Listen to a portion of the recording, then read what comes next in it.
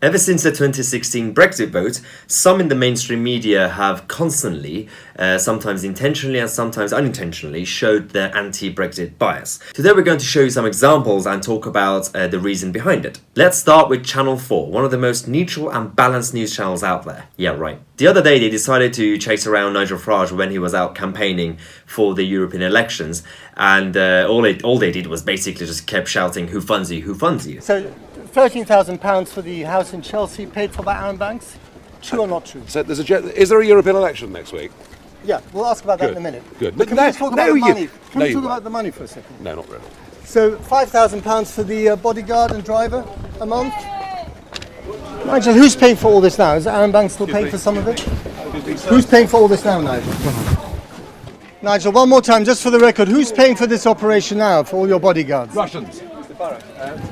Okay, so apparently they're scrutinizing each campaign when it comes to spending. But are they? Facebook confirmed only last month that the anti-Brexit campaigns have spent almost £900,000 on advertising on their social media platform. Yet we're still waiting for Channel 4 to investigate this. Yeah, don't hold your breath. Channel 4 have also failed to notice the new billboards that the anti-Brexit campaigners have been spreading across the country. The anti-Brexit campaigners have appeared to spend over £230,000 on these anti-Brexit billboard campaigns across England. This is, by their own count, is actually more than £70,000 over the legal limit of £159,750 when it comes to campaigning spending. Yet, we're still waiting for Channel 4 or even the BBC to report this matter. The next example is the recent Andrew Marr interview with Nigel Farage.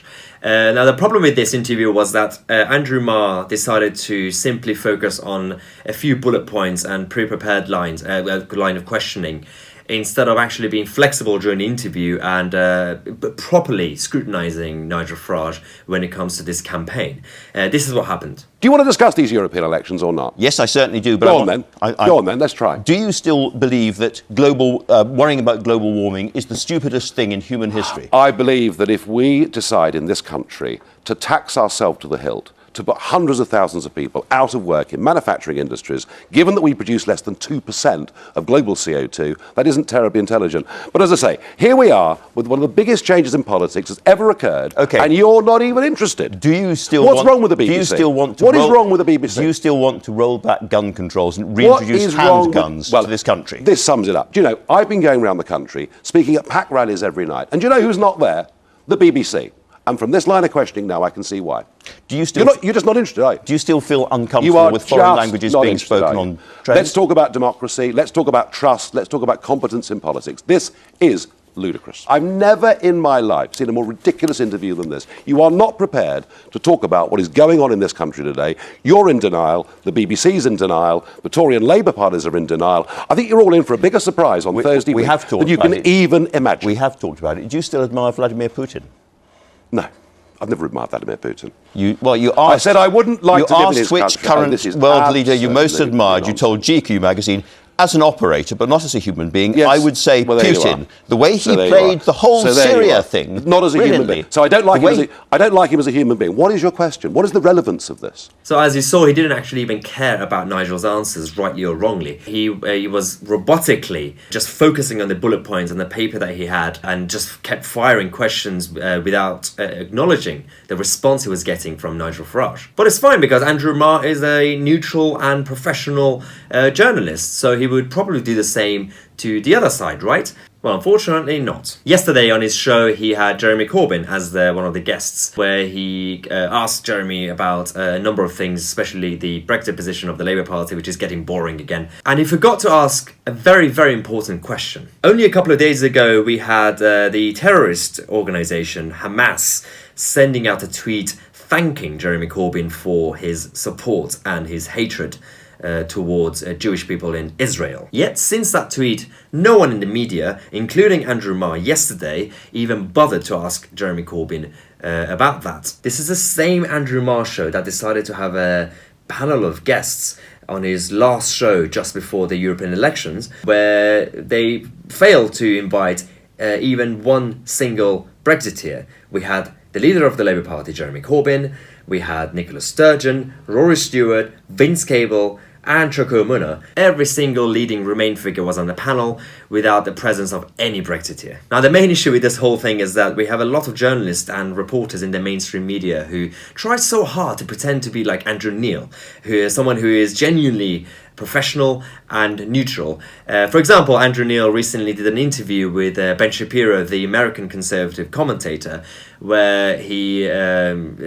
massively grilled and scrutinized Ben Shapiro up to a point where Ben actually lost his nerve. It's an interesting book.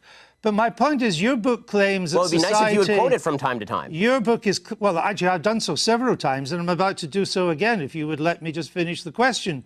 Your book claims that society is turning its back on Judeo-Christian values. Yeah, what are those values? What are the values it's turning its back on? I'm not inclined to continue an interview with a person as badly motivated as you as an interviewer. So I think we're done here. I appreciate your time, sir. All right. Thank you so much. Thank you for your time and for showing that anger is not part of American political discourse. Now, Mr. Shapiro, we'll say goodbye. However, afterwards, Ben Shapiro understood what actually happened during the interview and sent out this tweet. Just pre-taped an interview with BBC's Andrew Neil. As I'm not familiar with him or his work, I misinterpreted his antagonism as political leftism. And that was apparently inaccurate. For that, I apologise. Now, this is how you do it. So massive credit to both Andrew Neil for being professional and just doing his job, and also Ben Shapiro for publicly apologising after realising what actually happened during the interview. It's because for someone like Ben Shapiro, who apparently got destroyed in the interview, he's realised and he appreciates the work that Andrew Neil does.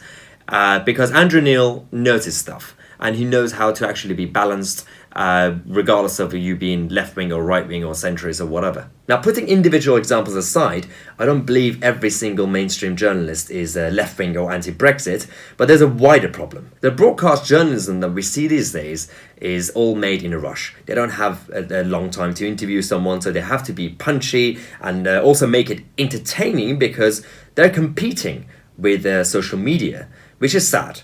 The only way the mainstream media get the right attention is if a clip goes viral. Again, like the Ben Shapiro interview or the Nigel Farage interview. Again, not all the mainstream media journalists are bad, but there are certainly a lot of biased ones out there, and they're actually quite visible and loud. So when we see it, we have to call it out, because this is the only way we can hold them accountable. Now, before we finish, I want to give you a heads up. Over the next couple of days, I'm going to post a video with a huge announcement, something that you could be a part of. Maybe a campaign. So make sure you tune in. And again, as always, if you haven't yet, make sure you click on the subscribe button and the notification bell next to it. And I'll see you all tomorrow with the announcement.